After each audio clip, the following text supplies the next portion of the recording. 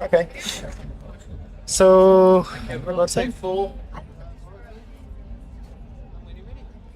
okay. First of all, could you guys tell?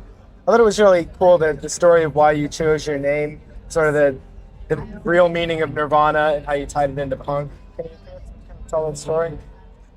You tell us the story. Is there a story? Where did you hear the story? Oh, geez, something I read. The bio is just Just one something big about joke. what the actual word Nirvana means. Here's what the punk story meant to you. about a lovely lady who was bringing up three very lovely girls. Aesop fable. Yeah. Yeah. There's no story to it. There's no Deep allegory these connotations. there's no story like for what punk means to you and what the word Nirvana means. That's totally bogus. Oh, the punk is musical freedom, That's it. and Nirvana is freedom from pain, suffering. But that's all. That's And all a lie because everyone knows that punk is just money Yeah. Or not. or not. Or not. So you Well, don't- when I you don't wanna did tell when I the did the story. interview for that bio, it was 9 o'clock in the morning and I was hungover, so I don't know what I said. I don't even remember. Well, the way it went that I read it was Nirvana means freedom from pain, and Suffering in the external world. That's just That's the it. Webster's dictionary. I mean, that's just Right. right out of the Webster's dictionary. and you said as far as you could tell, that's what punk means to you. So it was the perfect name. That's not why you chose the name then. Now I remember. Yeah, that's why. Sure. I don't want to harp on the name. It was Yeah, it doesn't matter. okay. It'll be a household word in no time. Okay, well then, if there was a second definition, Does anyone have a light? yeah. If I'm supposed to be heard. if Webster was a big was a big Nirvana fan then, and he felt inclined to put in a second definition, saying Yeah, what but once he guys got were. that TV show, he totally Yeah. sold out. Emmanuel Lewis has the most amazing vocabulary. Let me tell you. That little guy is pretty impressive. What do you think Webster would write if he was going to describe you guys in the dictionary, or what would you have him write? Webster. If it started off Nirvana, Badass dude. Nirvana down. World around, around. Follow that. He'd say that we were the Gary Coleman of the music scene. Took it right off my tongue. Oh, I'm supposed to be heard. I don't know what Webster would say. What would you have? When was him the last say? time you read a dictionary? Oh, Never. Nirvana would be. Oh, it would be. How do you spell that? T P P P P P P, right? No, T T T P P P P. It'd be a first. Right. That's what Webster would say. Which would you say you guys have most in common with hard rock or punk, or I mean the songs are certainly melodic as well. Say it's all three, or Well, what we have in common is two guitars and a drum set. Yeah. Distorted guitar. I think everyone has one of the main things in common is just the punk thing, You're white boy guitar oriented rock. Nothing new. I mean, we have something in common with anything or any band that has electric guitars in their hands, play drums. I mean, you seem sort of pessimistic about the whole punk philosophy by now, like a lot of people are, because of what it turned into. Was that? I mean, originally though, when you started, was that sort of what got you going? The idea that hey, I can do this too, or was it just? Well, it's a long story why punk rock was so appealing. Probably where we lived was like such a shithole, and we were just our environment, people's attitudes were like really screwy. So Eric along came punk rock. It's just like we were young and the good old days. The music was just so powerful, so wild, and then it was educating too. You listen to MDC and totally these political bands, and we, where we lived, we didn't have any exposure to like, we didn't live in Berkeley or San Francisco where there's like a lot of radical politics. I mean, so this stuff was like started learning about like right on mentality. Are you all originally art students, or was it just that? Well, that's how you met. We never graduated from high school, man. I didn't even graduate from high school. We're I dropouts. was never an art student. Closest I got to art was like smoking pot in my bedroom and scribbling like band logos, you know. If we would have graduated, we would have been art students. That's what you had in common from the beginning. Is that kind of how you met? Kurt was gonna have an art scholarship. Art scholarship. And he dropped out he dropped out in May of his senior year. Too much reality for me, you know. I was supposed to go to Texas or New York to go to art school, and I decided I'd rather be in a band. Were you able to use the money for anything else? Did they give it to you? No, they didn't give it to me. I was supposed to take it, but I didn't. Should have stuck it out a couple more weeks. Oh yeah. But that's how you guys. Finger paint. Anyhow. Where's Dave Kendall? I thought he was gonna interview. He's up with the camera shooting the dinosaur. Oh, that's fucking limey. There's gonna be. You can tell Dave Kendall we're after you. Oh, they will. They'll Splice him splice in. Dave in later. So Dave, Can I ask you an enormous favor? Sure. Drink in between questions. Like keep the Sure. beers in front of you on Oh, the so we floor, don't and then advertise? it's actually not even so much the one of those advertising. It's just blurry here things. on camera.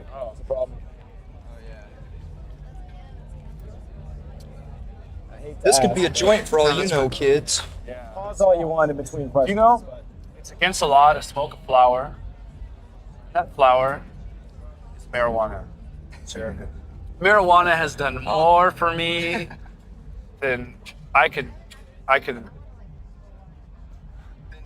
say. Stay on television. What's my name again? Marijuana has done more for my memory than I can remember. Being into art is actually how you guys met.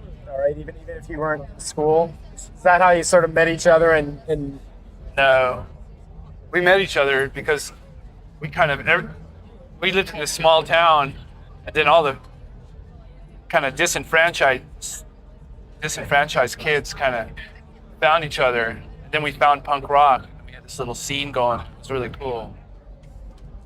when you met, were you playing instruments at the time? Chevy Chase show over on SCTV. No, it was Saturday Night Live. When Emily Nutella was doing a commentary and he was making faces to her. Oh yeah. He's going. Okay, now what? Were you guys playing instruments when you met though, or did you decide to form a band? I can't hear you. Were you playing instruments when you met? I mean, were you a band pretty soon after you met? Yeah, we were. Yeah. We were playing in our bedrooms for years before. So how long did it take after you met to form the band? Did it happen right away, or? It didn't happen right away. I'd been playing guitar for about 3 years before I started a band.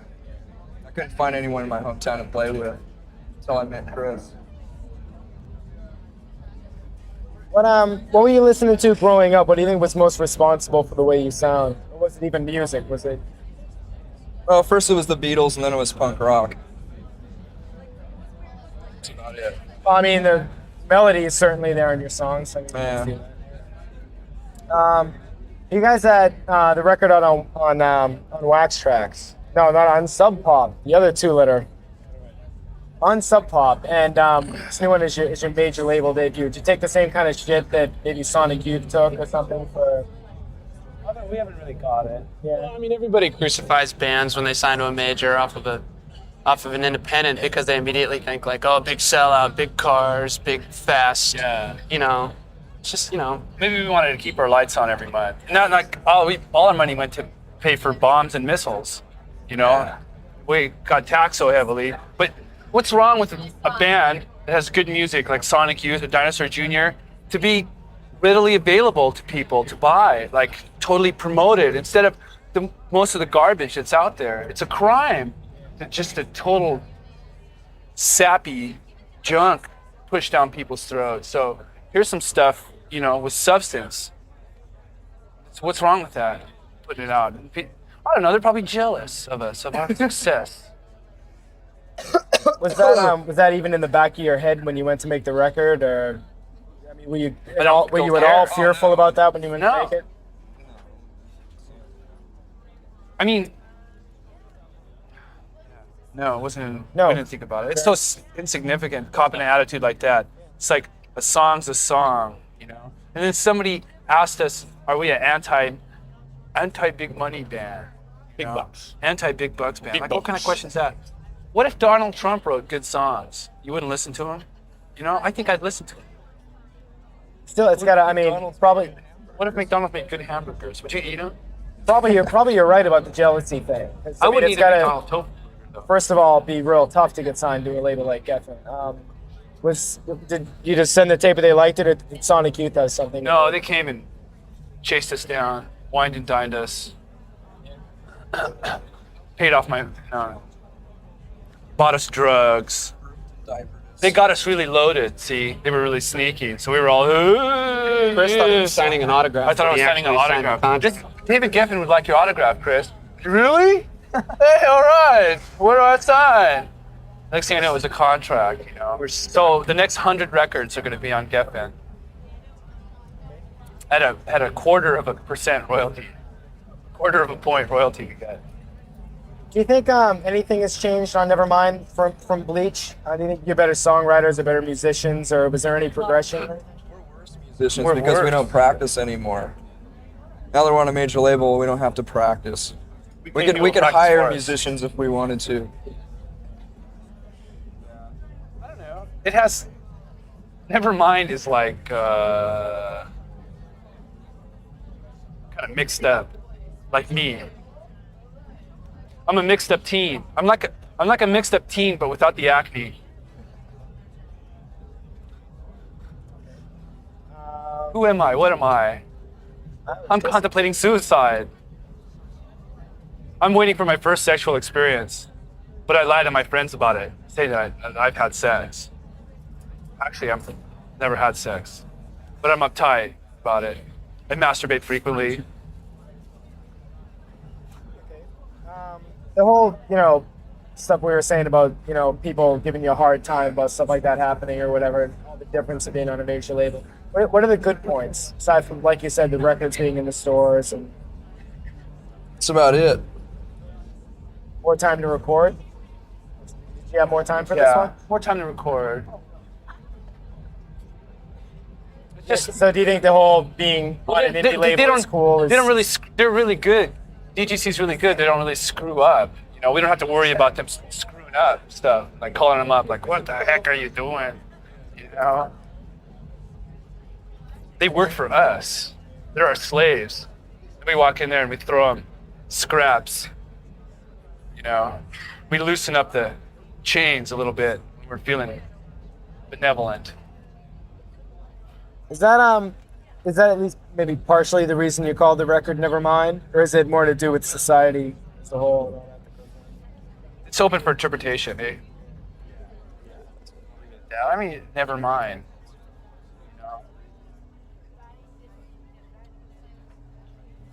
Oh, I don't know, does it have anything to do with apathy? Like you sure just it said? does. Yeah. But it's sure. Getting there.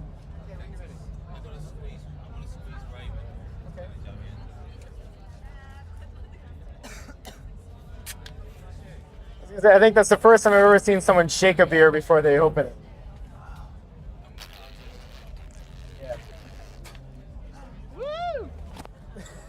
Ow, you hurt my arm. Hey, fuck you, man. Hey, that was just Dave Kendall. Just Dave Kendall. Right? What happened to your arm? Dave Kendall. What happened to your arm? I heard it when I jumped on the drum set. Just today? Oh, jeez. Tour's over. Tour's over. I'm suing. No, because that had beer on it. A few things about Reading. Oh, nope.